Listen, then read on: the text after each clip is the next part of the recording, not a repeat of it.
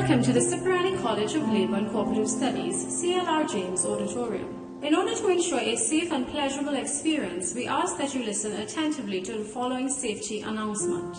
We are pleased to offer you a smoke-free environment. Patrons are also reminded that eating and drinking are not allowed inside the auditorium. The use of flash photography or any other recording device is strictly prohibited. In an unlikely event of an emergency, we ask that you make your way in an orderly manner to the nearest exit. These are located to the front right of the stage and to the top of the stairs.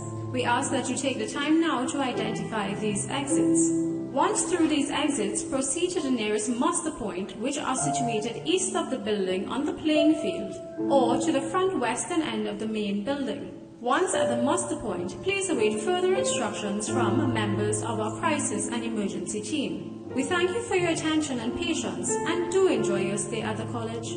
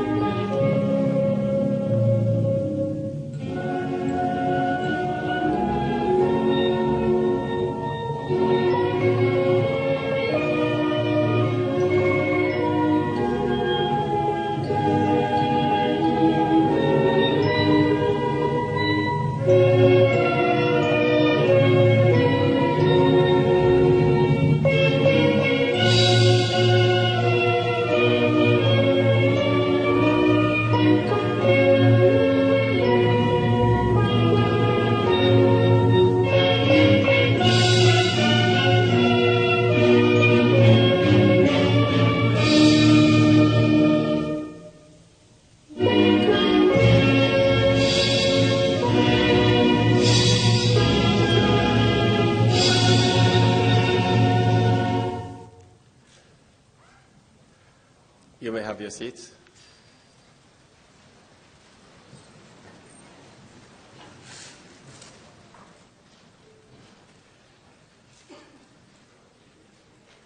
Senator the Honorable Jennifer Batiste Primus, Minister of Labour and Small Enterprise Development of the Republic of Trinidad and Tobago, the Honorable Colin Jordan, Minister of Labour and Social Partner Relations of the Government of Barbados, Dr. Hyacinth Guy, Chairman of the Board of Governors of the Cipriani College of Labour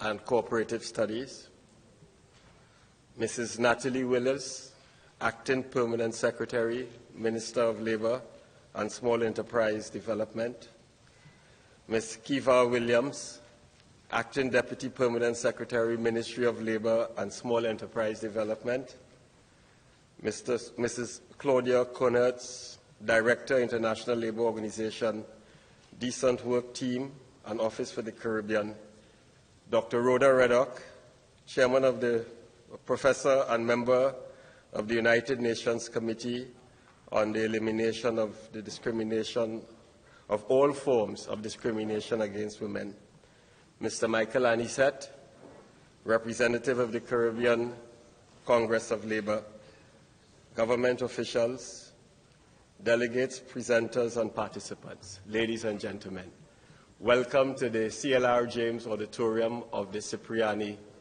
Labour College. It is our delight to have you here.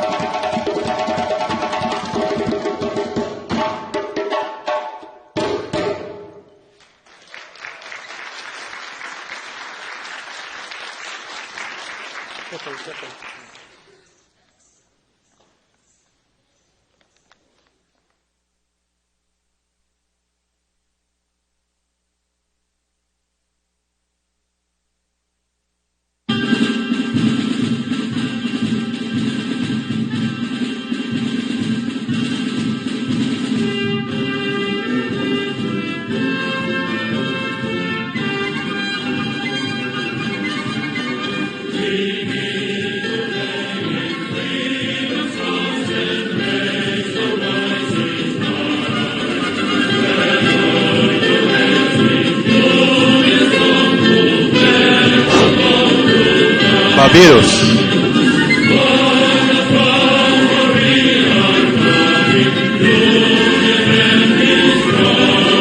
Ladies and gentlemen, Barbados.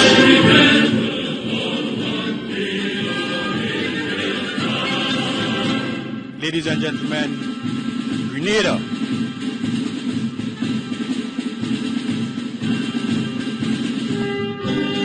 Ladies and gentlemen, Guyana.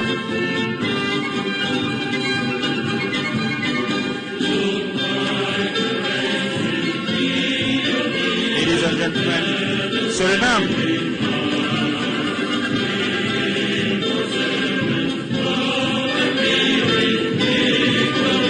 Ladies and gentlemen, Trinidad and Tobago.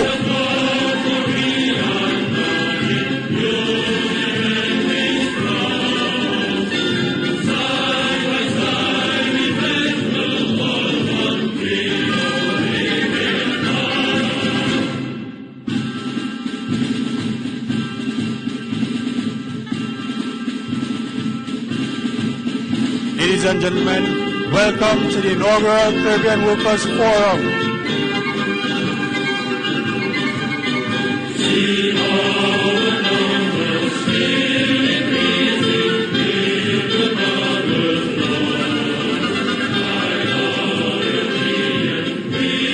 At this time, we'd like to invite our chairman back onto the stage to continue our program.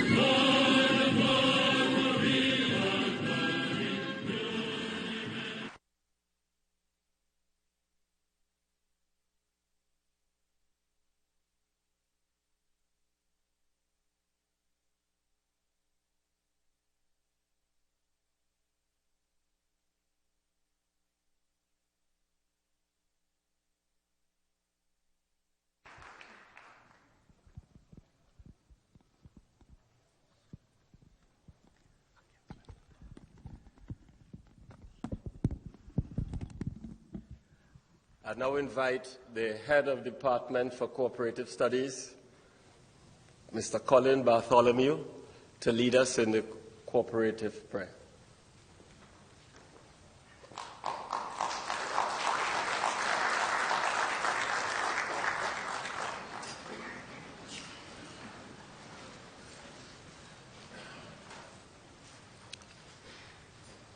Please join me as we recite the prayer of St. Francis of Assisi. Lord, make me an instrument of thy peace. Where there is hatred, let me sow love.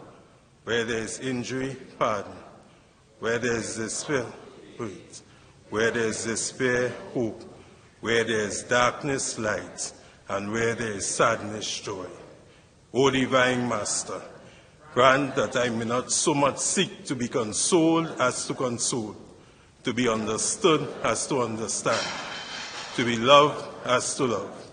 For it is in giving that we receive, it is in pardoning that we are pardoned, and it is in dying that we are born to eternal life.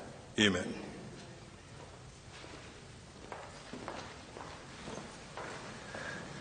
You may have your seats.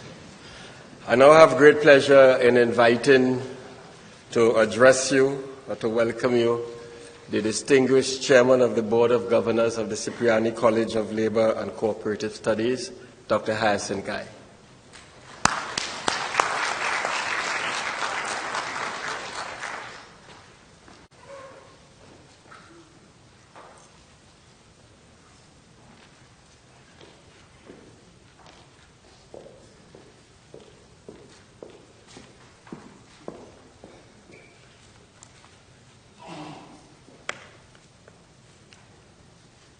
Senator the Honorable Jennifer Batiste Primus, Minister in the Ministry of Labor and Small Enterprise Development, the Honorable Colin Jordan, Minister of Labor and Social Partnership Relations in the Government of Barbados, Her Honor Gillian Joy Bartlett, Member of the Industrial Court of Trinidad and Tobago, Ms. Natalie Willis, Acting Permanent Secretary in the Ministry of Labor and Small Enterprise Development, Ms. Kiva Williams, Acting Deputy Permanent Secretary in the Ministry of Labor and Small Enterprise Development, Ms. Claudia Conyats, Director of the International Labor Organization, Decent Work Team and Office for the Caribbean, Dr. Rhoda Reddock, Professor and member of the United Nations Committee on the Elimination of Discrimination Against Women, Mr. Michael Anisette, representative of the Caribbean Congress of Labor, government officials, esteemed representatives of business and labor,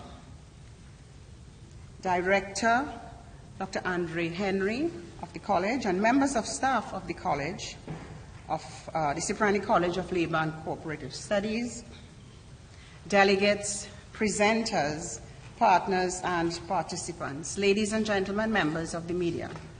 A pleasant good evening to you all, and welcome to the Cipriani College of Labor Studies, Labor and Co-operative Studies, and specifically welcome to the inaugural Caribbean Workers' Forum.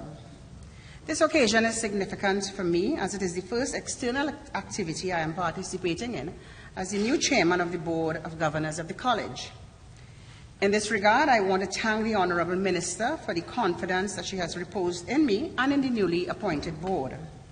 We have had our first meeting, and we understand the significance and the important role this college has to play in our society. And we will work to ensure that even as the college remains true to its moorings and its core mandate, it will become even more relevant in addressing the challenges faced by working people in a very dynamic environment. I extend a special welcome to our visitors from overseas, and in particular, the Honorable Colin Jordan, the Distinguished Minister of Labor and Social Partner Relations from Barbados. To all our contributors, to all the participants, thank you for honoring us with your presence here this evening. The college achieved its continuing institutional accreditation last November, and one of the observations of the Accreditation Council of Trinidad and Tobago was that it had to make a more significant contribution in the area of research. This observation coincided naturally with the college's own analysis that to serve its core constituency effectively, it had to go beyond the classroom, and it had to ensure that it provided a space for generating ideas that could inform its teaching and learning activities.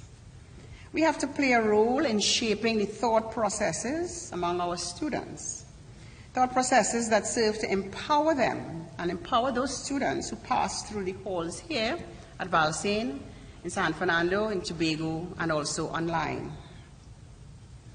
This is because with self-empowerment will come significant contributions that they will make in shaping their environment. And that environment is in their environment as working people and also as citizens of Trinidad and Tobago. The college has an important role to play in providing information and evidence and in giving the opportunity to provide voice to the working people of Trinidad and Tobago. It may sound presumptuous, but we believe that it is not beyond our reach.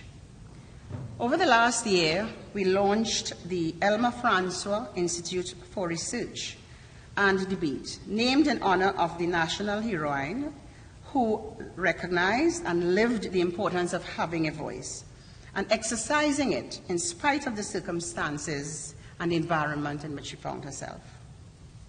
Since launching the Institute, we have published an online newsletter, and we plan to start the publication of a refereed journal. It is in this regard that the theme of this Workers' Forum is significant. The theme is Wealth, Productivity, and Social Protection, a conversation on the evolution of the 21st century Caribbean economy and the role of labor and its institutions. The output of this forum will form the basis of the first issue of this journal. And having held conversations with stakeholders on the various issues that trade unions are facing and cooperative movements facing, issues related to pensions, issues related to social protection, migration, retrenchment, and other concerns that are important to working people, we know that together with the stakeholders in the labor and cooperative movements, we can continue to capture the oral and written history of these two important sectors and possibly create halls of fame to honor and document the contributions of pioneers and the stalwarts. We are grateful for the support of our stakeholders, starting with the fierce commitment of our distinguished alumna, the Honorable Jennifer Batiste Primus, Honorable Minister. And on behalf of the entire college community, we thank you for your ongoing support and commitment. We are also grateful to our partners in this activity. I'm especially encouraged that at a conference which is billed as a workers' forum, we have been able to attract the support not only of workers' organizations who have contributed financially, but also to secure the assistance of corporate Trinidad and Tobago, and we thank you sincerely. Ladies and gentlemen, Trinidad and Tobago and the wider Caribbean find themselves at a significant crossroad. They are real threats, but they are also real opportunities, and we can, in forums like these, seek and find solutions that could contribute to greater social justice and equity. The college is determined to play its part. Ladies and gentlemen, I thank you again for your presence. I thank you for your contribution and for the participation that you will make over the 3 days of this conference. I wish you all an enjoyable and fruitful conference. Thank you again and welcome all.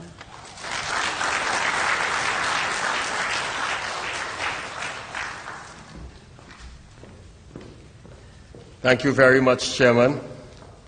And now it is my pleasure to invite two of our partners to bring greetings. This conference is being held in the context of the centenary celebrations of the International Labour Organization.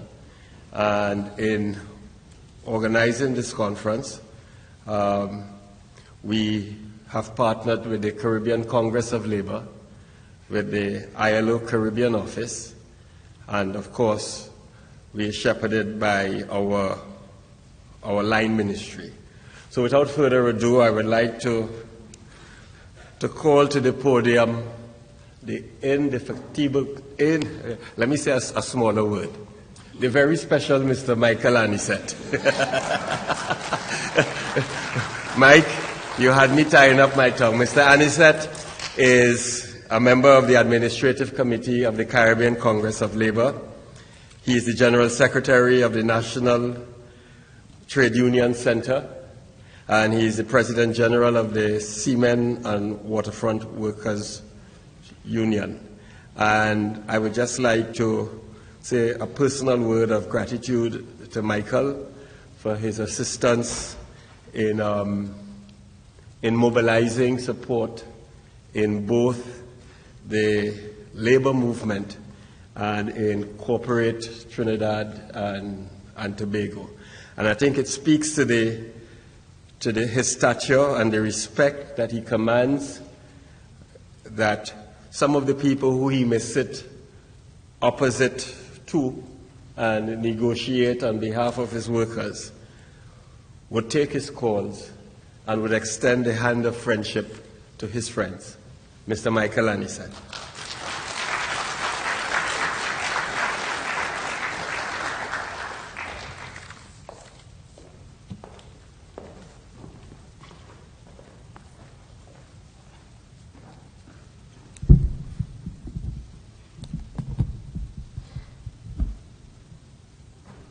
Thank you, Director.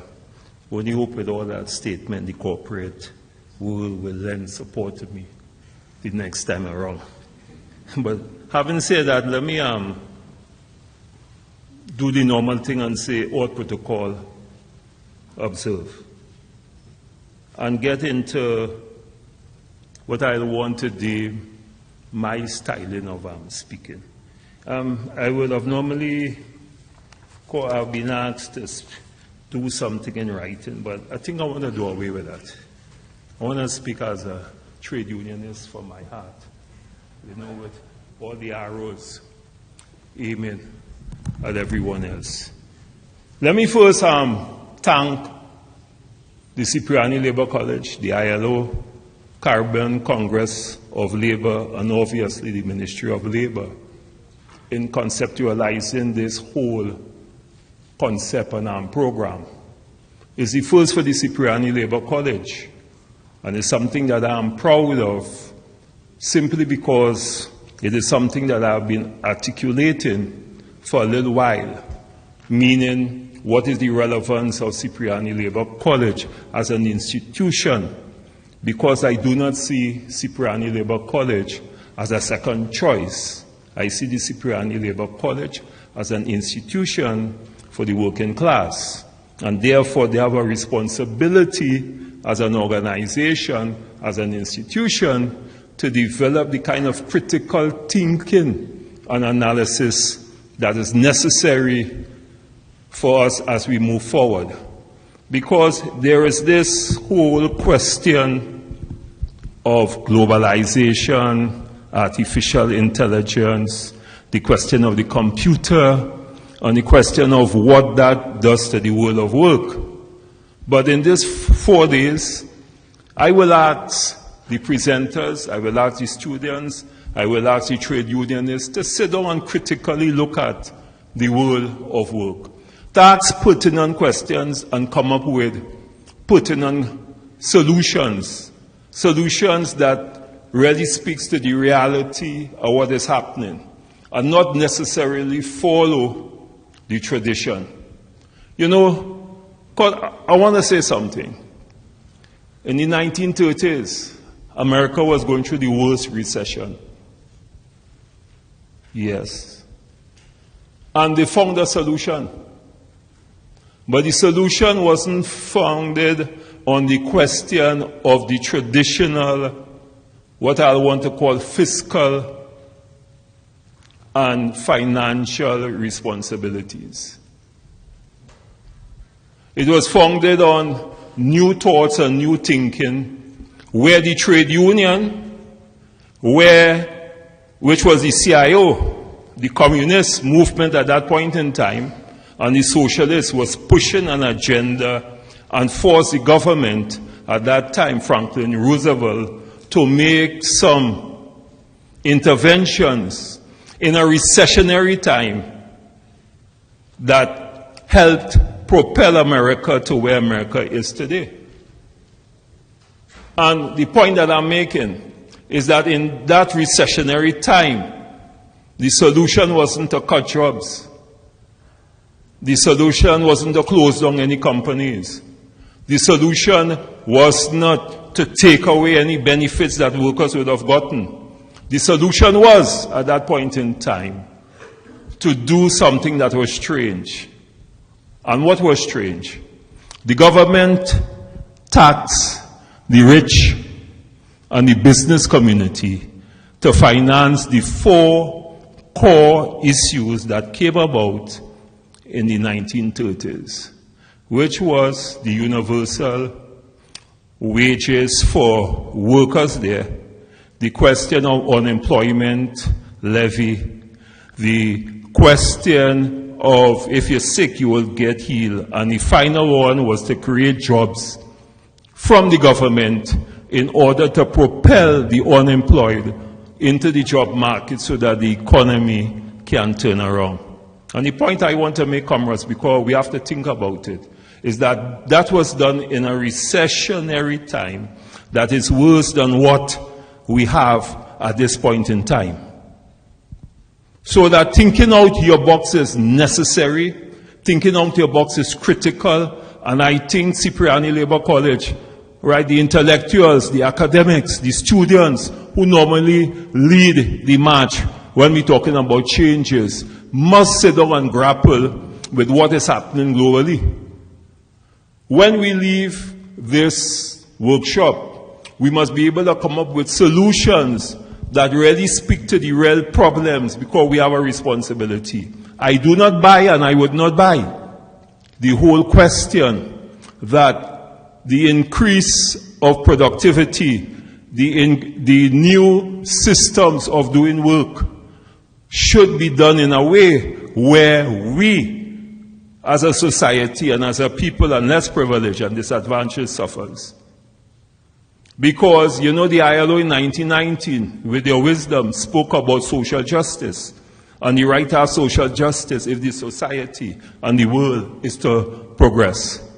And we're in the 21st century, and that whole question of social justice is still an issue. So the point that I want to make, you know what is amazing to me? I don't know how many people know. There is more people alive than there's more people dead. And 3 minutes of the sun represents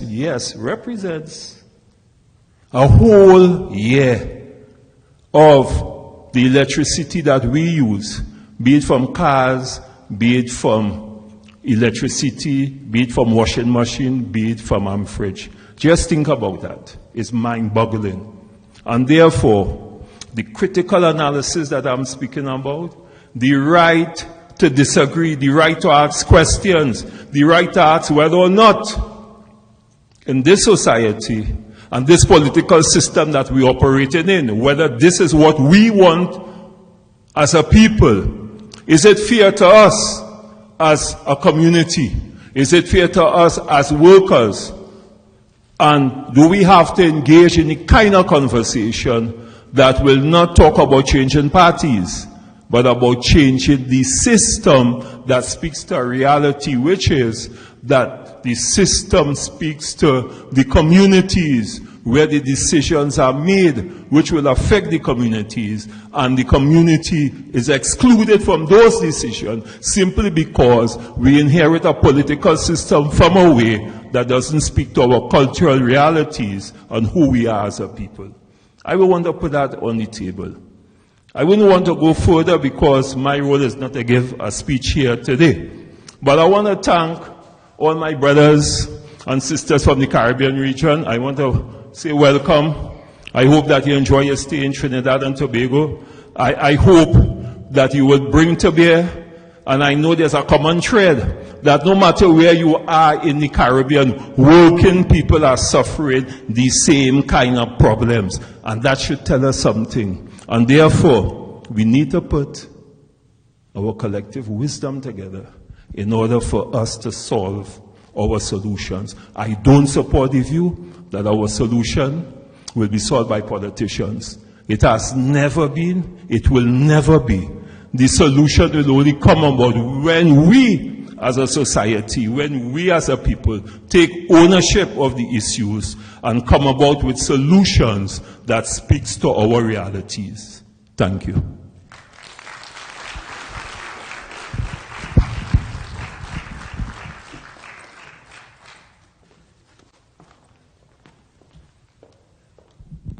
Thank you very much, Mr. Anisat. And now it is my pleasure to call on the Director of the International Labour Organization's Decent Work Team and Office for the Caribbean, Ms. Claudia Cohertz.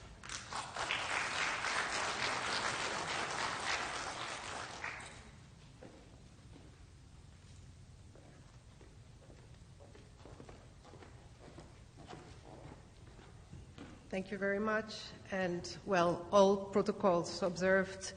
A very good evening to all of you, and welcome to this first biennial workers' forum to which the ILO is delighted to partner with. I really want to start by congratulating the Cipriani College of Labour and Co-operative Studies for this fantastic initiative. I also want to thank you all for your interest and for joining this important event. I think that this forum could not come at a more timely moment. As the ILO celebrates its 100th anniversary, we rejoice how the ILO's work continues to affect our lives, from the hours we work and rest, to our safety and health at work, our jobs, our wages, our overall working conditions. And yet, as we celebrate our achievements, we're also pressured to assess our role in a very rapidly changing world of work. As news reports overwhelm us with violence, discontent, fear, and division, I'm sure that you, just like me, at times hesitate between remaining up to date or forever turning off the TV to not be deprived of hope. But in the interest of hope, we must look beneath the surface of those depressing news stories. We must understand what's going on, and we must seek to find the formula that promotes dignity, well-being, and progress that can be sustained. And what prompted the establishment of the ILO 100 years ago, though different in shape and form, is also what is underneath the news headings we receive on our phones. A search for social justice, as Michael said, and a conviction that it is a condition to universal and lasting peace and prosperity. But what does this mean in today's realities? How do we secure social justice? How well do our current institutions respond to bringing about that key value of the ILO, or what the ILO stands for?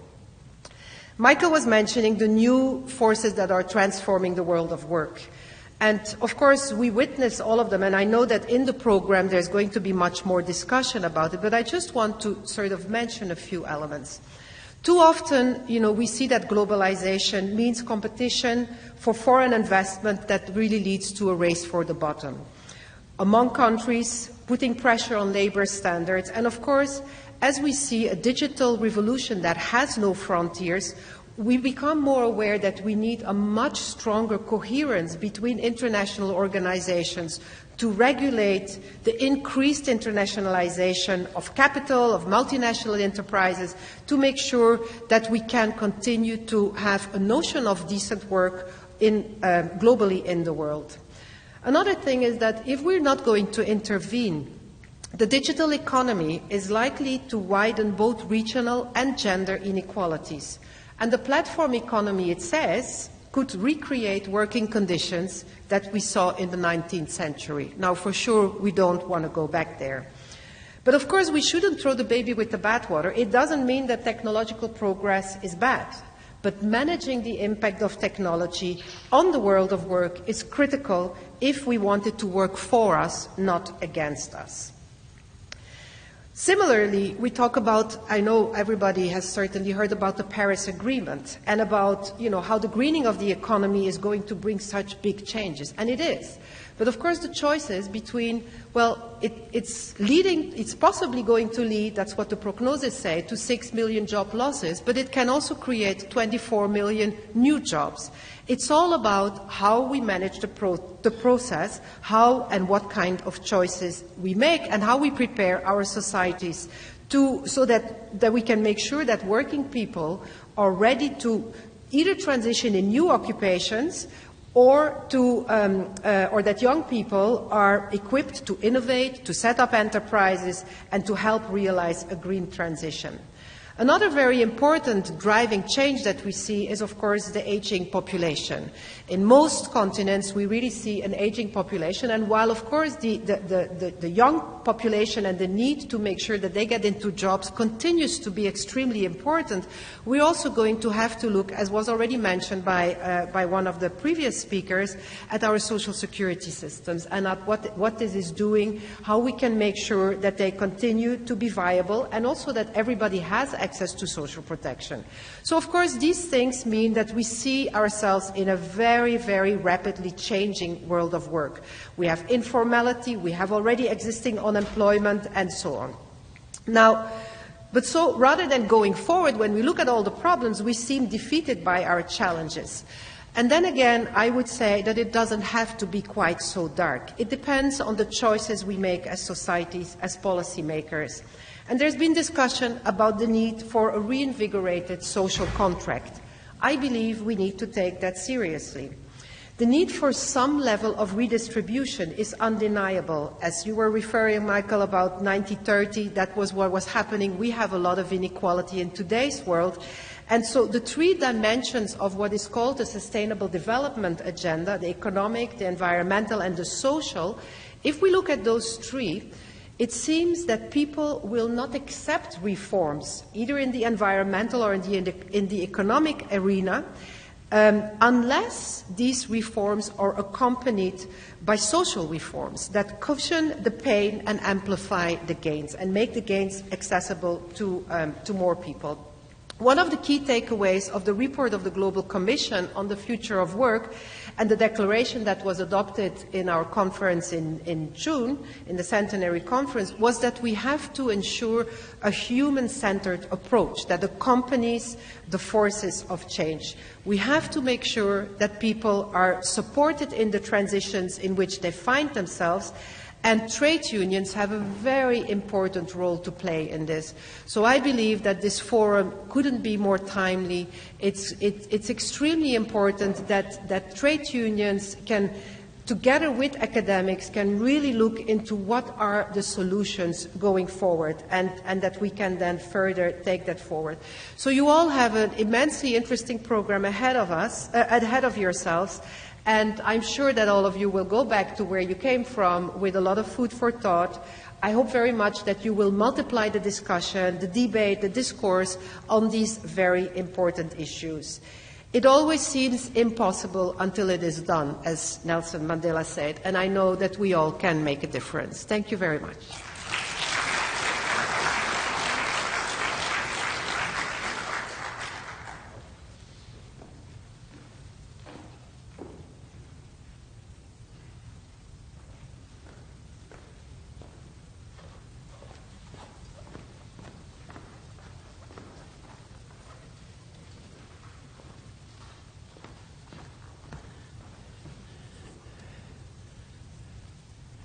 Now, ladies and gentlemen, it is my pleasure to introduce to you Mr. Crisson Joseph to our stage.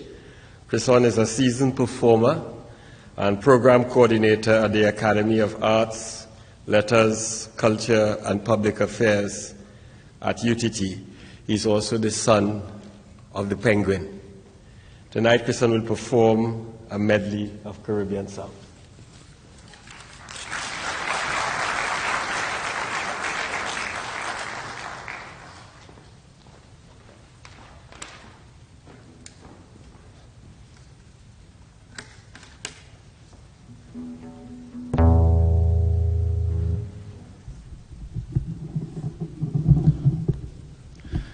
Good evening, everyone. It's a real pleasure being here. Good to be here with you, lovely Caribbean people. And let's enjoy some Caribbean music together, right? Now, a big part of our experience of Caribbean music as a people is interaction. So I hope you'll be so kind as to help me when you can, yeah? Oh, pirates, yes, they rabbi, sold I to the merchant ship. Minutes after they took I, from where? From the bottomless pit. But my hand was made strong by the hand of the Almighty. We forward in this generation triumphantly. Won't you help to sing these songs of freedom? 'Cause all I ever had, redemption songs, redemption songs, songs of freedom, these songs of freedom.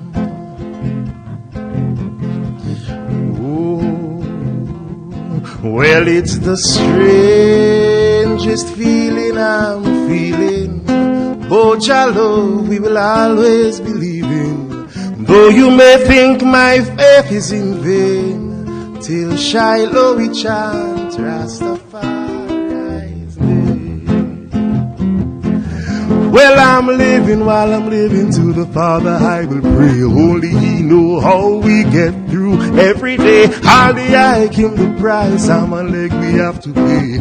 While our leaders play, all I see, people are rip and a rob, all a bribe. Thief never love to see thief with long bag. No love for the people who are suffer real bad. Another told to the pole, may God help his soul. What is to stop the youth from get out of control? Hold up our education, still now on a payroll. The clothes on the back of countless eye hole. Could go on and on, the fool has never been.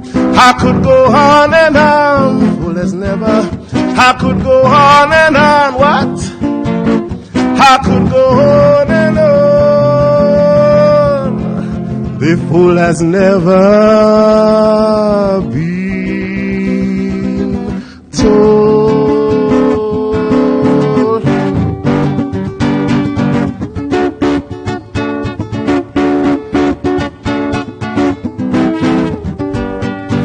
From a baby, they telling me, do pass people just so. Anywhere that you go, tell them howdy. Don't play proudy. I say, what's the reason I'm here? Is then she tell me what she say. All are we is one family. All are we is one family. All are we is one family. All are we is one family. What you got to do? Move right, hold tight, just so. Let me show them how we does go. Move right, hold tight, just so. Show them how family does go. Family, li, li, li, li, li, li, li, li, li, li. With me, family, li, li, li, li, li, li, li, li, li, li. When we come to play, li, li, li, li, li, li, li, li, li, li. We mash up it, we mash up dance, we like a party. Eh? How we going?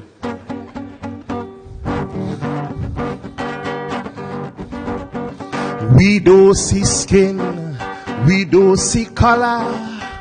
We see strength, we see power, we don't see race, one or the other. One see on this earth, he is my brother. Let me tell you one time, family is family, and that's from God and bloodline. Anytime we see we family, we got to say one time, oh, we gotta stay with each other all the time, fretting with we family, with we family, and when we come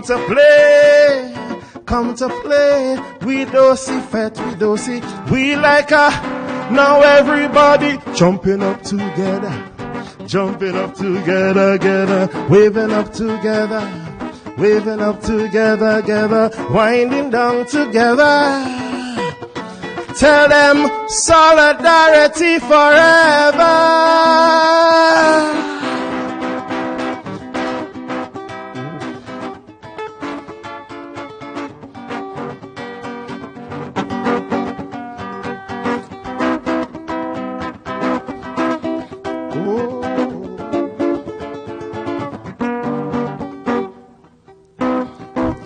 Let's have a party, a Caribbean party, the entire region together in one big jam down fiesta, a Caribbean connection, a regional vibration. I say we jamming to the sounds of the Caribbean, we grooving to calypso and steel pan. Whoa, whoa, whoa, whoa, whoa, whoa. That is your part. What? One more. Whoa, whoa, whoa.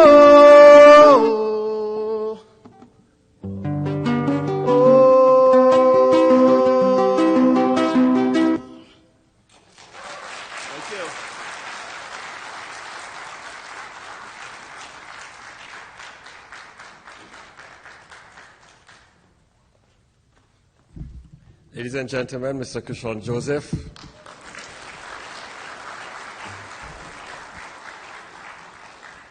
The Cipriani College of Labor and Cooperative Studies is unique among tertiary education institutions for many reasons. This school was founded as a result of extensive consultations by our first Prime Minister, Dr. the Right Honorable Eric Williams, with representatives of the labor movement. Dr. Williams had a vision of the people sector in Trinidad and Tobago. And the college is also unique because it doesn't fall under the Ministry of Education. The college falls under the Ministry of Labor and Small Enterprise Development. And the Ministry of Labor is also responsible for cooperative development. And the college has a board of 9, 4 of which are members of the labor movement. And the college is honored, I think, to have as its line minister an alumna, Senator the Honorable Jennifer Baptiste Primus, who herself was, as my chairman said, a fierce fighter for workers' rights. And I am grateful to her as director of the college that she's brought that fierce fight in a time of economic challenge in the country to protect and to guarantee not just the existence, but the sustainability and the growth of the college. I want to thank her as my boss, and I dare say my friend, although this afternoon, let me tell you a story. When I greeted her, we normally start with a handshake, and then I would get a kiss. And I said, I got the handshake, and I said, that is all I'm getting? And she said, we will see later. So I guess I'm on trial. But my minister allows me to take some risks. She puts her political capital on the line. and I am extremely grateful for that, ma'am. So without further ado, it is my honor and pleasure to introduce the Honorable Jennifer Batiste Primus.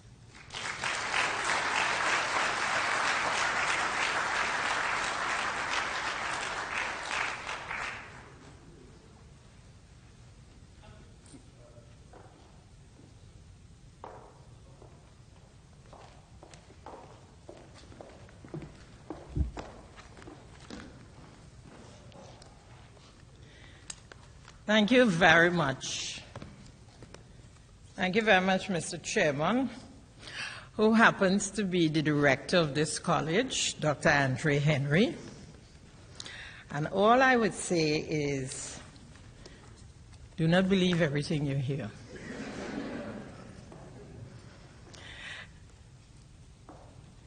The Honorable, good, much better. The Honorable Colin Jordan, my colleague, Minister of Labor and Social Partnership Relations from the government of Barbados. It's really nice to see you again. We have been seeing each other quite regularly for this year. June, we were in Barbados with you all, and then we were in Geneva. Her Honor, Gillian Joy Bartlett, the newest member, one of the newest members to the Industrial Court, and someone of whom I'm very proud. Very proud. I vigorously supported this recommendation. Gillian has a rich history from the trade union movement, the former General Secretary of the National Union of Government and Federated Workers. Dr. Hyacinth Guy, Chairman of the Board of Governors of this college. Our PS, hard-working, petite but hard-working, Miss Natalie Willis, and our Deputy PS, another hard-working lady from our ministry, Miss Kiefer Williams. My good friend, Miss Claudia Coinarts, who is the director of the International Labour Organization, Decent Work Team and Office for the Caribbean. Someone whom I've known for so many years. We go back about 30 years or more. Yeah. Working Women for Social Progress. Adafi, my daughter, remember those days. She remembered those days. I warmly recognize Dr. Rhoda Reddock, professor and member of the United Nations Committee on the Elimination of Discrimination Against Women, and may I publicly congratulate you.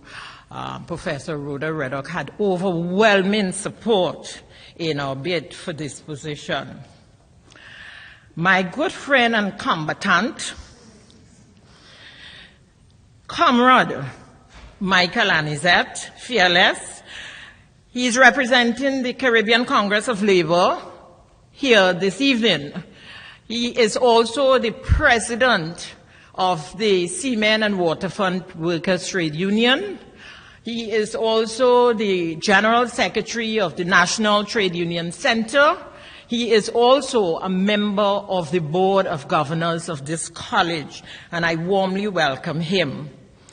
My advisor, Ms. Heather Augustine Cornwall, government officials, esteemed representatives of business and labor, director and members of the staff of Cipriani College of Labor and Co-operative Studies. In my mindset, it remains Cipriani Labor College. So every time I think Cipriani Labor College, and then I have to remember it's and cooperative studies. Delegates, presenters, partners, participants, ladies and gentlemen, a blessed, well, it's night. Good night to everyone. This Caribbean Workers Forum takes place in a very special month for Trinidad and Tobago, because this month we celebrate our independence on the 31st of August. So we have 3 important activities taking place this month: this Caribbean Workers Forum and CariFesta. The opening of CariFesta is next Friday. I was sharing it with my colleague, the Minister of Labour of Barbados. So we have the Caribbean Workers Forum, immediately followed by CariFesta, and immediately followed by our independence. So August is very significant this year. It is a great pleasure for me to add my words of welcome to those of you who are here with us from the Caribbean. I want to start by again thanking Dr. Guy for accepting the government's offer to chair the board of this college. As an alumna of the college, a former trade unionist, and now line minister for an institution where I gained such rich experience, I am now responsible to contributing to the sustainability and growth of this college, which is very close to my heart. I'm convinced that the historic mission for which this college was established remains relevant today, and it has taken on an even greater sense of urgency given the many challenges faced by working people. I am confident that under the guidance of the steady hand and leadership of Dr. Guy and her fellow governors, that the college will continue to grow from strength to strength. I want to extend a warm welcome to Trinidad and Tobago and the college, to my colleague, Minister of Labour, the Honourable Colin Jordan. I thank him for agreeing to share with us the experiences of Barbados with regards to social partnership and dialogue, and look forward to your presentation tomorrow morning. I also bring greetings on behalf of the government from the Honourable Prime Minister, and we know that our Prime Minister enjoys a very close relationship with your Prime Minister, and he has asked me to have you pass on his best wishes to your Honourable Prime Minister. I also wish to congratulate the staff of the college on this activity. My charge to the Board of Directors and to the Director of the college is clear. This institution has a continuing role to play in the social and economic development of our country, and I dare say the Caribbean region. The role is not confined to empowering working people, but I strongly believe there is need for discussions, ideas, and policy prescriptions that are developed with mainstream sensitivity to and the active participation of working people. This conference is being held in the context and as part of the Trinidad and Tobago's observance of the centenary of the International Labour Organization. Earlier this year, I appointed a multi-partite committee with representatives from the labour movement, the Employers Consultative Association, and other stakeholders, including this college. The appointment of the committee was a demonstration of the recognition by the government and the Ministry of Labour in particular, which I have the honor to lead, to this very important work that the ILO has been doing and is continuing to do in Trinidad and Tobago. In this regard, I want to thank the Director of the Caribbean Office for her and her office support for the continued improvement in labour administration in the country in general, and for their generosity in contributing to the present conference. I also want to publicly thank the Director and her staff. Not a single activity of the ministry in which we are engaged that the ILO is not a part of. All our consultations, the ILO continue to partner with us, and we are indeed very grateful. This forum therefore takes place in the context of those celebrations. Each member state of the ILO was asked as part of the observance of the centenary, to conduct 4 conversations. As part of our effort at the ministry to ensure the widest possible inclusion in our work, the first 2 conversations, 1, the organization of work and production, financing and innovation, preparing for the future of work, and 2, the governance of work, legislating the decent work agenda, were held in Tobago last month with the collaboration of the Tobago House of Assembly. The other 2 conversations, work and society, happy workers, happy society, and decent jobs for all, job security in an uncertain economy, are woven into this forum. The work of the ILO, as demonstrated by these conversations, are only one part of the strands that inform the government's agenda to reform and modernize the industrial relations systems in Trinidad and Tobago. And that is meant to ensure equity and fairness while supporting social and economic development and justice. There's a confluence of many trends that continue to impact on working people and the world of work in many ways that had not been anticipated nor planned for. The overwhelming impact of the confluence is that working people are becoming even more vulnerable. This vulnerability is manifested in many ways. Vulnerability to poverty, vulnerability to exploitation, marginalization in society, loss of or inadequate social protection, compromise of fundamental rights at work.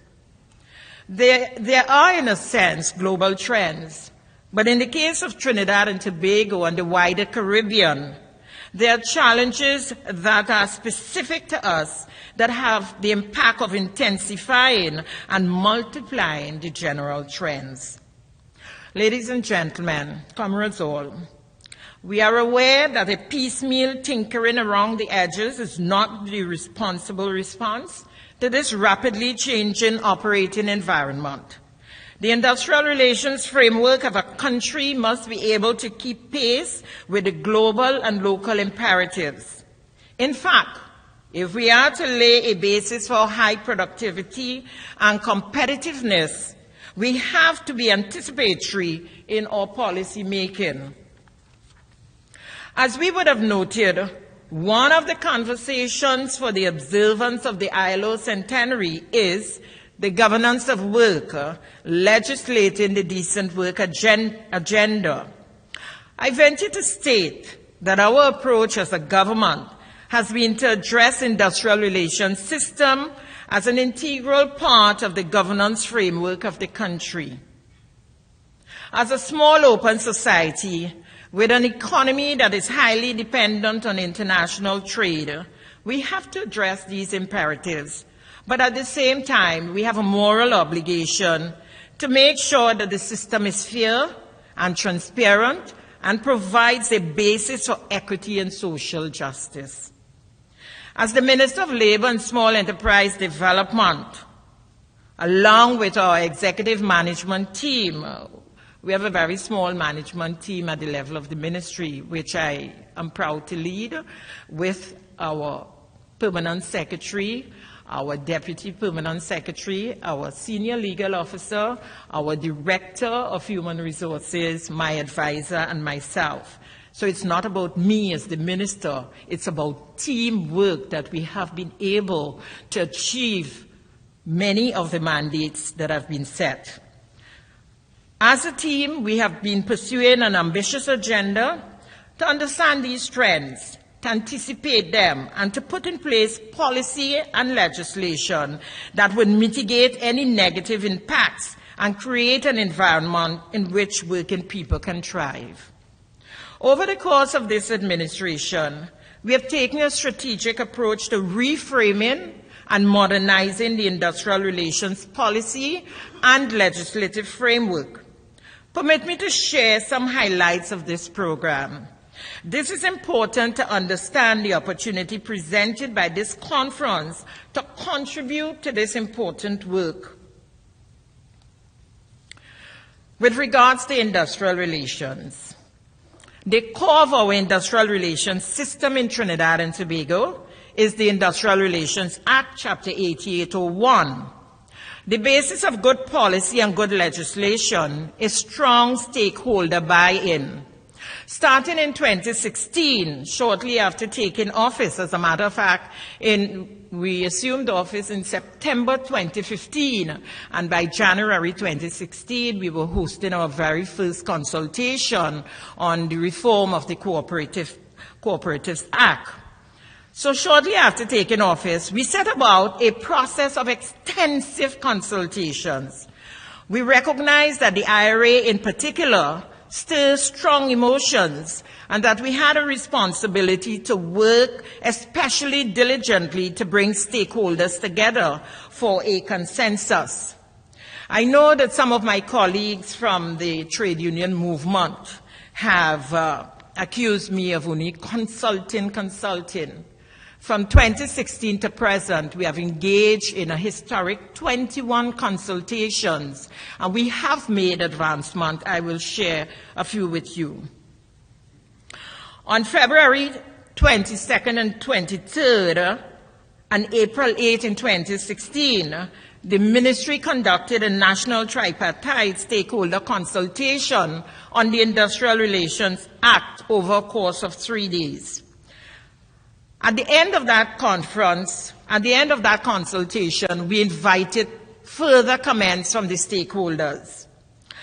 The ministry established a tripartite working group, and that working group came up with a draft policy. And that draft policy was submitted to Cabinet in January 2017 for consideration and approval. And Cabinet on the 16th of November 2017 referred that draft policy to the National Tripartite Advisory Council, of which my good friend, Comrade Hyacinth, is also a member. That document has not yet engaged the NTAC's attention, but I am quite sure within a short space of time before the ending of this year, NTAC's comments will be concluded on that draft policy, and therefore it will go back to Cabinet. But just to indicate to you, two issues are embraced in that draft policy. One speaks to the reduction of the time for the recognition of trade unions. It is not unusual in Trinidad and Tobago for a trade union to wait for 5 years for recognition. In some cases, more than 5 years. At the personal level, I can't understand it because the recognition board comprises of many trade unionists on that board. So that we have proposed a reduction of time, that a trade union, within a 6-month period, a trade union must be granted recognition. So that is part of that policy. The other aspect of that policy has to do with domestic workers and recognizing domestic workers as workers. The one aspect of the recommendation, and those recommendations resulted from the work of the Industrial Relations Advisory Committee, of which Dr. Hyacinth is the chair of that committee. And just to give you a bit of background to those recommendations before the Cabinet that NTAC has to consider, when I became the minister, I did a whole lot of reading. I spent months reading, just getting a feel of what transpired before. And I stumbled upon a report from Dr. Hyacinth in her capacity as the chair of the Industrial Relations Advisory Committee. And that report would have been submitted to the line minister, I think, in 2014. But nothing was done with those recommendations. When I read those recommendations and recognized the volume of work and effort that went into those recommendations, I accepted that I did not have to go and recreate the wheel, and therefore went forward with those recommendations that form part of the draft policy. So that is the Industrial Relations Act, the amendment to the Industrial Relations Act. With regards to the retrenchment and severance benefit, relatedly, we have given attention to the retrenchment and severance benefits regime. This is another policy plank that brings into sharp relief the need to balance good policy with the interests of stakeholders. And for those of you from the Caribbean who may not be aware, we had a rather painful and unfortunate experience in this country where ArcelorMittal closed its operations and more than 600 workers were put on the breadline. But that was not all. Up to this day, as I speak to you, those 600 plus workers have never received 1 cent in benefits. And therefore, when that situation occurred, the team at the ministry and I decided to move up the consultation on the Retrenchment and Severance Benefit Act, and that became a priority, so that on May 18, 2016, we hosted a consultation on the reform of the Retrenchment and Severance Benefit Act. Subsequent to that consultation, a working group was established, and they developed a draft policy position paper for the amendment of this legislation. And that draft policy was submitted to Cabinet in January 2017 for consideration, and Cabinet referred that draft policy to the National Tripartite Advisory Council, where I am very happy to share that the NTAC completed its consideration of this piece of legislation to be amended, and the matter is to be sent back to Cabinet within the next week or two. Then we looked at cooperatives. The first Prime Minister of our country, Dr. the Right Honorable Eric Eustace Williams, at the time of independence, articulated the concept of the people's sector. This concept remains relevant almost 60 years on. For Dr. Williams, the cooperative sector had the potential to mobilize the assets of the community, and in particular, the working class.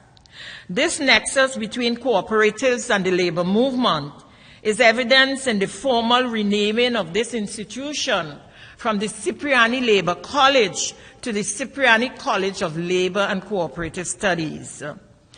The development of a modern policy framework for the cooperative sector and the cooperative revision and the revision of the Cooperative Act has been one of our priorities. Now, there have been many ups and downs with regards to this policy. The first policy was passed by the Cabinet in 2017, but subsequent to that, we received the comments of the ILO, which took us down a path of reviewing that policy, and I'm happy to say that the review of that policy and also the amendment of the Act will be considered at the final consultation to be held on Wednesday, the 11th of September, where we will invite stakeholders to assemble at a national consultation on the revised policy on cooperatives and amendments to the Cooperative Society Act, Chapter 8103. Ladies and gentlemen, we also looked at contract labor and non-standard forms of employment. We have recognized that as the nature of work changes, the nature of employment is also changing. The trend to contract labor and non-standard forms of employment will continue and can be expected to intensify.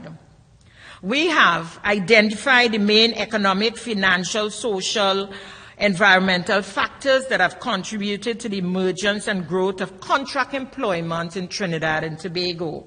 As a matter of fact, the Industrial Relations Advisory Committee also submitted a document on this very important issue.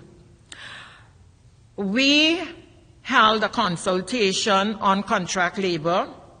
We requested further comments from the stakeholders, and a report was submitted to Cabinet in May 2017. And Cabinet, on the 5th of October, agreed to the development of a national workplace policy on contract employment in government ministries, departments, and statutory authorities by the ministry. The development of this policy is currently before a Cabinet-appointed committee. So that, ladies and gentlemen,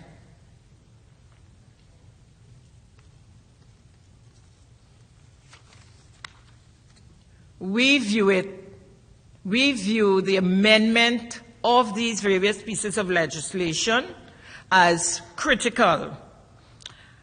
In addition to these core areas that affect the world of work, the ministry has been working very, very hard to improve other areas that would positively impact on the well-being of the working class. And permit me to share with you all. We have held consultations on the amendments of the Trade Union Act, and that draft policy is in active progress. On the Workmen Compensation Act, Chapter 8805, that is also a work in progress. On the private security legislation, a report was submitted and we await further directions. Sexual harassment consultation, which resulted in a national workplace policy on sexual harassment. The Cabinet approved that policy, and that policy was laid in our Parliament on the 8th of March this year, International Women's Day. The Trade Unions Act, the draft policy, is a work in progress. We also consulted on the Employment Standards Bill, and that is formally Basic Terms and Conditions of Work Code. We feel very strongly that all workers in Trinidad and Tobago, wherever they go for a job, a worker must enjoy certain basic terms and conditions of employment in order to limit the high levels of exploitation that we know takes place. We also looked at the Employment Exchange Act, the Foreign Labour Contracts Act, Recruiting of Workers Act, and Friendly Societies. And last by no means, ladies and gentlemen, we also looked at the Cipriani College of Labour and Cooperatives. And I wish to share with you briefly what we have done so far.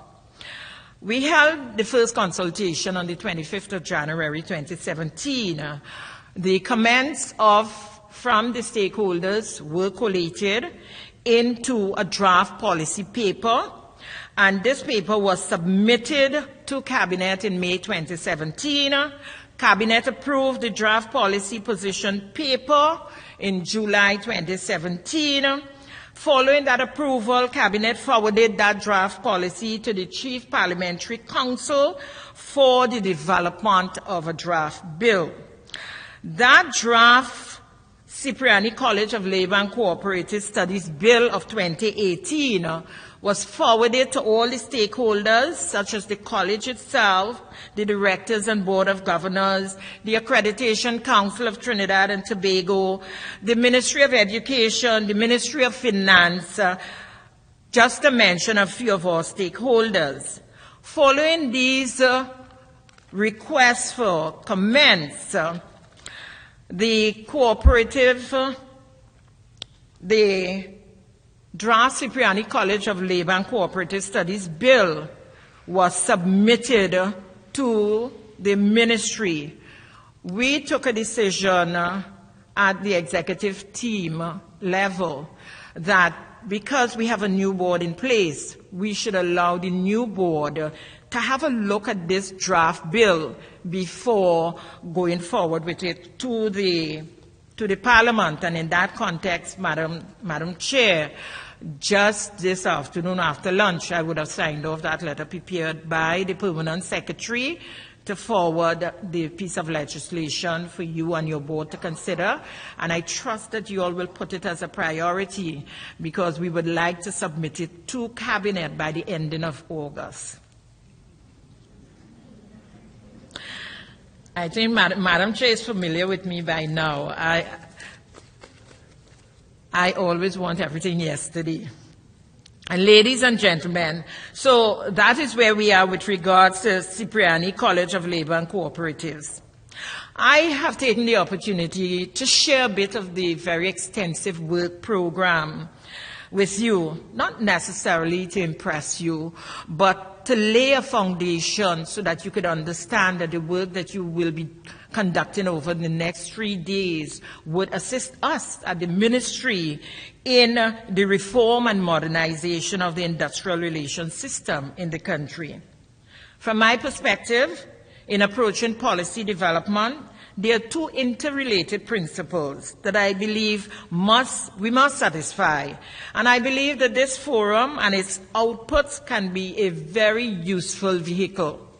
Firstly, good policy making must be evidence-based.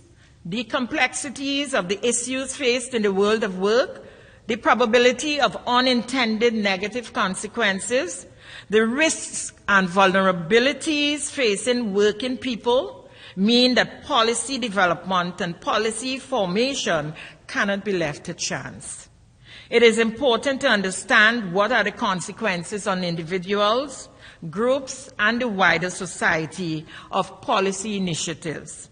It is my belief, and I would even dare to say, it is my mandate to you as delegates to see your participation more than a mere academic exercise, but as an opportunity to inform, to shape, and contribute to needed intellectual output.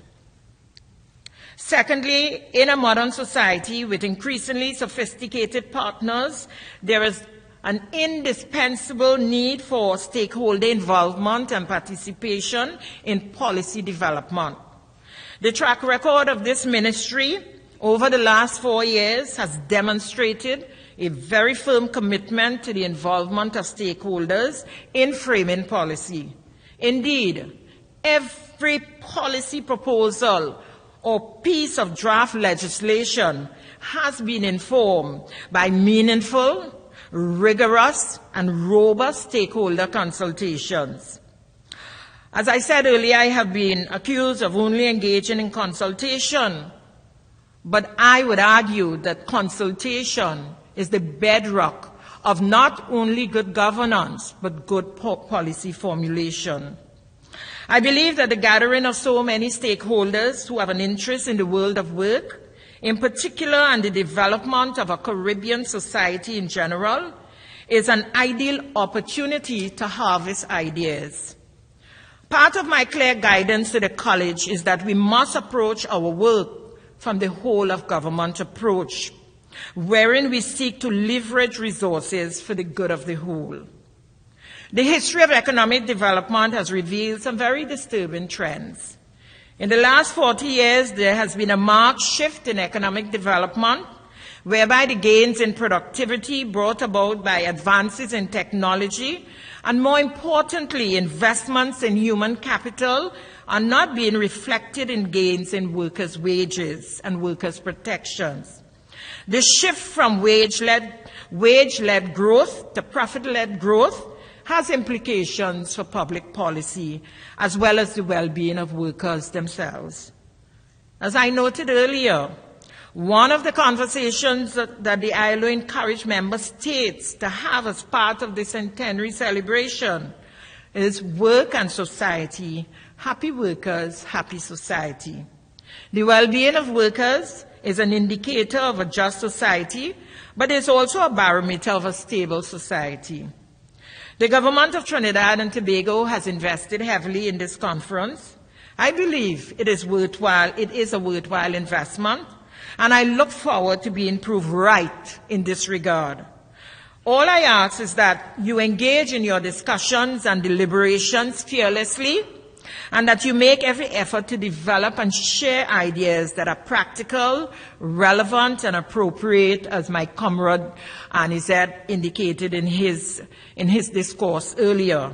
Ladies and gentlemen, friends from the Caribbean, thank you for the opportunity to share my thoughts with you, and I look forward to seeing the outcome of your deliberations over the next 3 days. I thank you.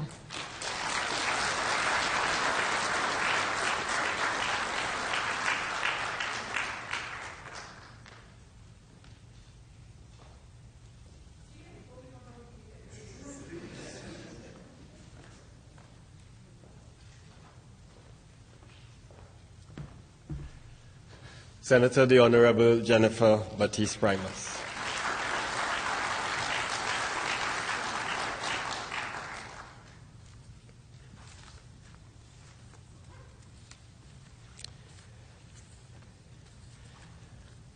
I now have the pleasure to call on Mr.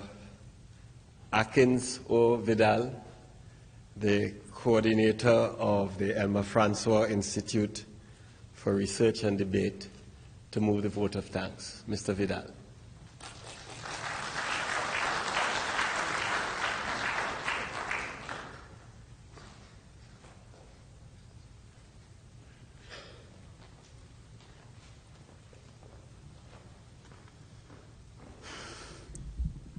Thank you very much, Chairman.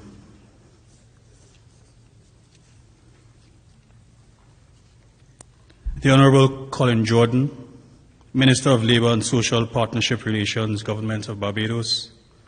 Her Honour, Deborah Thomas Felix, President of the Industrial Court of Trinidad and Tobago, and other members of the Court. Ms. Natalie Willis, Acting Permanent Secretary, Ministry of Labour and Small Enterprise Development. Ms. Kiva Williams, Acting Deputy Permanent Secretary, Ministry of Labour and Small Enterprise Development. You know, I'm looking at this list here and we're missing someone on the list, right? Senator the Honorable Jennifer Baptiste Primus, Minister of Labour, Small and Small Enterprise Development. Ms. Claudia Conyers, Director, International Labour Organization, Decent Work Team and Office for the Caribbean. Dr. Hyacinth Guy, Chairman of the Board of Governors of the Cipriani College of Labour and Co-operative Studies. Dr. Rhoda Reddock, Professor and member of the United Nations Committee on the Elimination of Discrimination Against Women. Mr. Michael Anisette, and I'm only using one comrade, forgive me, representative of the Caribbean Congress of Labour. Government officials, esteemed representatives of business and labour, Director Dr. André, Vincent, Henry, members of staff of the Cipriani College of Labour and Co-operative Studies, delegates, presenters, partners, participants, ladies and gentlemen, good evening. Right. So my task is, to be cliched, a very simple one, and that is to say thank you. Pulling this off, and we're not finished yet, this is just the start, has been an interesting journey. And I want to start by thanking the director of the college, simply because it is difficult sometimes for people to see things that are not there. It is difficult for you to see something that has not yet happened. It takes something for someone to believe in something that has not happened before. And so, for us to have something like this at this college is an indication to me of the kind of visionary leadership that we now have at the college. And I want to say thank you to the director for believing in this.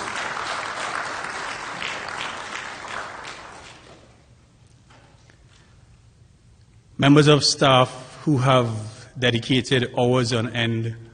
A few of us were here until 11 last night. We were here until 11 the night before.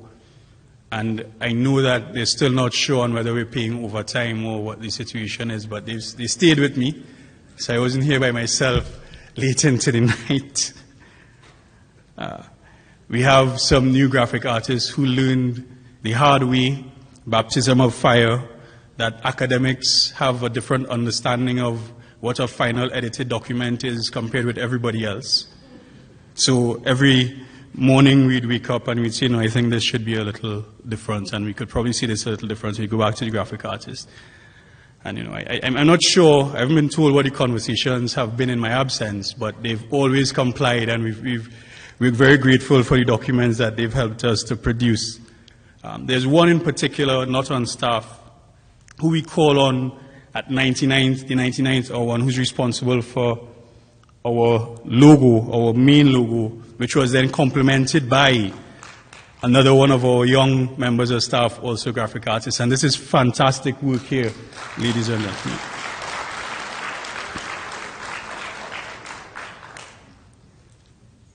I want to thank some of our sponsors. And there's some interesting names in sponsorship, because when you hear sponsorship, you start to think companies up here.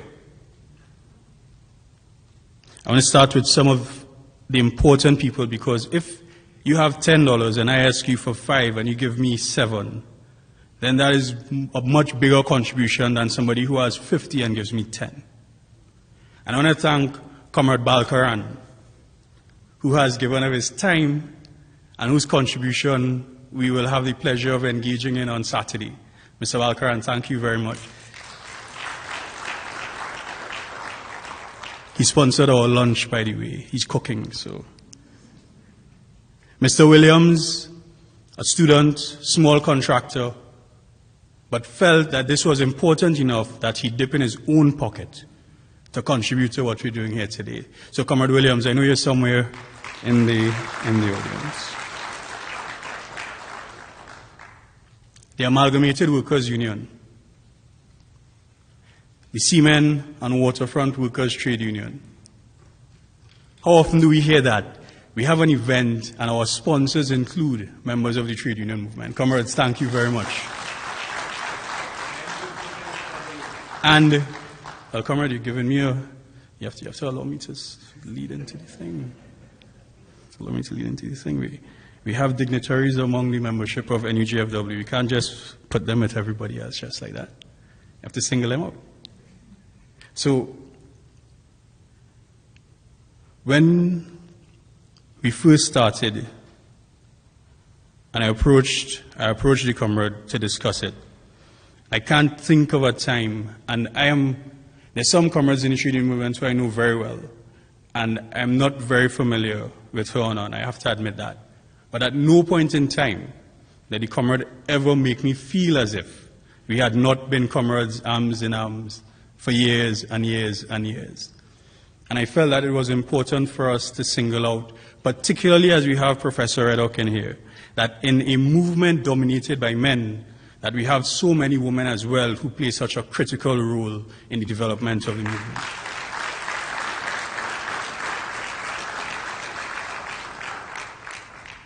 Chairman, sometimes you have to allow a story to unfold.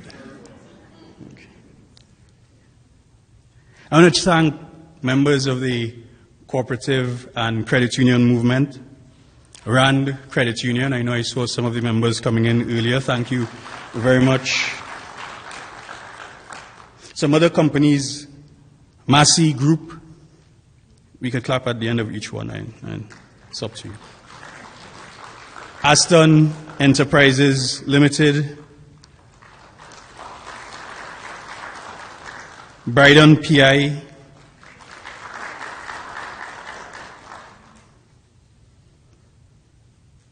this stage, Gerald Oliveira Jr. and his team.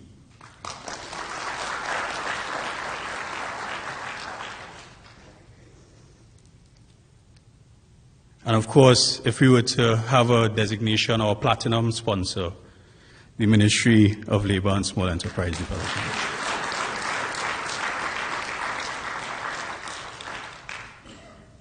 But most importantly, I want to thank those of you who felt it was important enough to register for a conference like this. When I had first thrown out the idea to some persons, the comments I got And in particular, there's one in particular, it's trade unionists, it's workers. Why you want to talk about these high things and these technical things, workers not interested in that. That was the comment. But I felt, and because I've known, and because I've walked among workers, and because if you sit in a barber shop and you listen properly, if when you drive in a taxi you listen properly, if when you're in the grocery you listen properly, workers and ordinary people talk about complex policy issues all the time. And it is important for us to give space to that. And that is what this conference represents. We're giving space to ordinary people to have complex conversations about those things which affect them, where they live and where they work. And so I want to thank each and every one of you for taking the opportunity to be with us here over the next few days.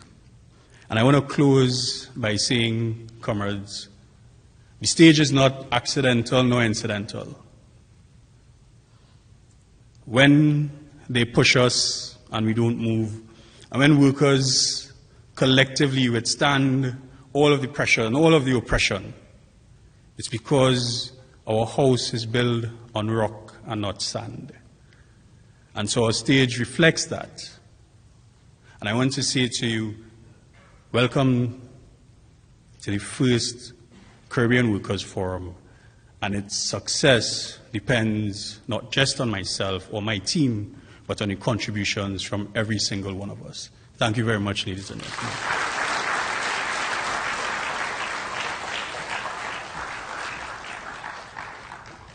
You see, I didn't buff you much. Just a little. Yeah. You see, he buffed me when I remind him to say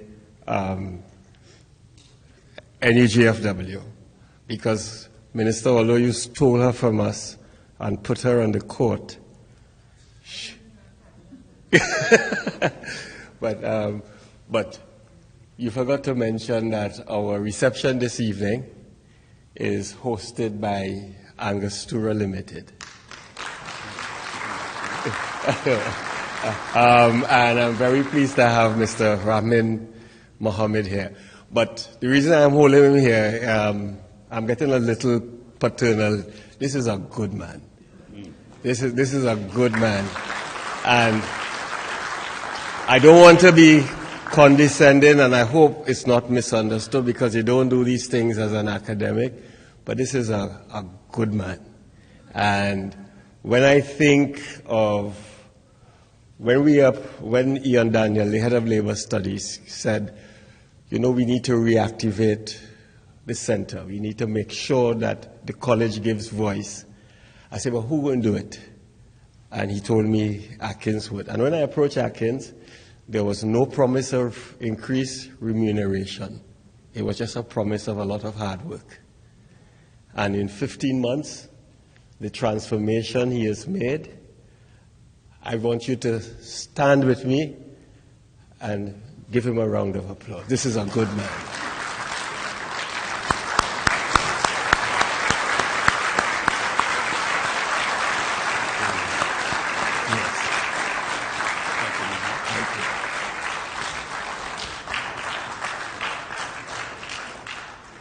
Minister, I just want you to know that those graphic artists he spoke about are OJTs, but we don't call them OJTs, we call them our young professionals. And I want to thank the on-the-job training program, our whole-of-government approach, for making them available to us. We're going to be treated now by one of my favorite musical genres here in Trinidad and Tobago, the sweet songs of Tassa. I'm going to ask you to remain seated. We are going to have our reception, as I said, hosted by Angostura on the ground floor. We just, as you come out, make a right and continue and to the reception. So while you remain seated, while the audience remains seated as the Tassa groups comes in, I will ask the honorable ministers and our protocolist to, I will escort you over.